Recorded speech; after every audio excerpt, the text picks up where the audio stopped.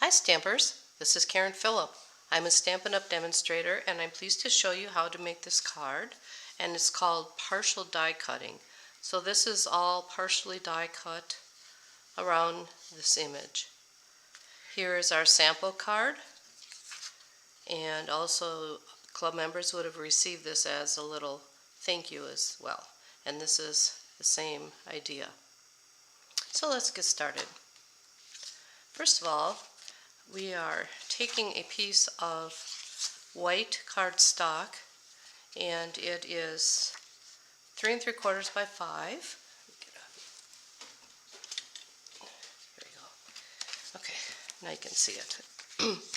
And then I have a piece of 3/4 inch by 1 or by 5, and I'm gluing this right onto my white piece. And this is from the He's the Man designer paper, so it doesn't have to be masculine paper, it can also be feminine.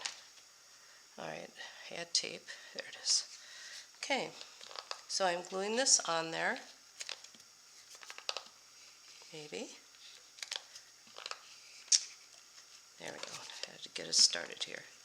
So I'm gluing this on the side, on the left side of it, like so. Okay, then I will be taking the stamp set, actually the bundle, Nature's Harvest.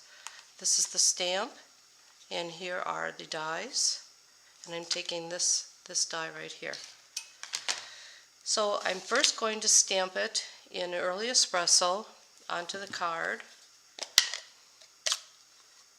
and because this is a big stamp, I'm stamping this way instead of taking it this way. It just makes it a little easier.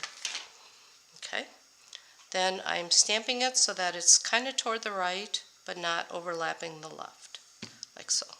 So it's on an angle. And then we have the image. Then I'm going to take my piece of, this is Sahara sand, and this is a 2-inch piece, and I'm laying it on top of the image, the entire image, even with the top and bottom, and even with this left border piece here. Then I'm taking this die, I have some washi tape already on it, and you don't have to have it on there to start with, I just did from classes. And I'm laying it on top of the image that shows. So let me lift that up a little bit here. So you can see just this part of the die, or the image shows, but that's the part I'm lining up with the die. So again, making sure everything's straight, and then I'm pushing down the washi tape just because I need it to stick and not move on me. Now, this is where people got confused. They wanted to put this entire piece through the machine, but you only take this piece. So that's all we're using. Leave this alone. And I'm using my little machine. It works pretty good on this. And making my little sandwich here. So this just goes right in here. And it didn't move because I have the washi tape on there. A post-it note would also work. Running it through. It's moving all over the place because it's on paper. Okay.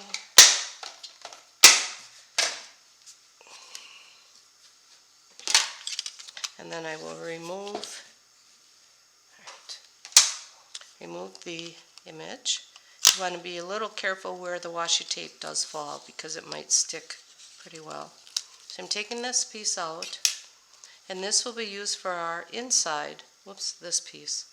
We need this piece, the scrap, for our card. So I'm going to just set this aside for a moment.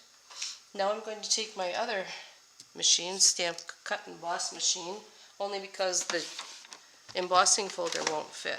So this, to give this a really neat texture, the Fern 3D embossing folder works really nice. So I'm putting the Stampin' Up logo on the top, setting this inside.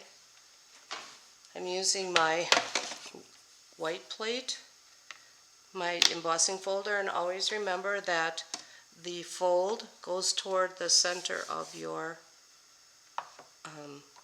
machine, toward the rollers.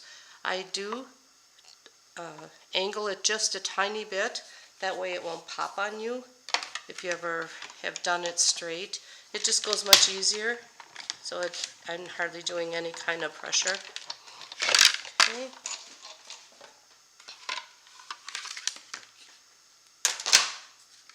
And now we have a nice embossed piece to put that on.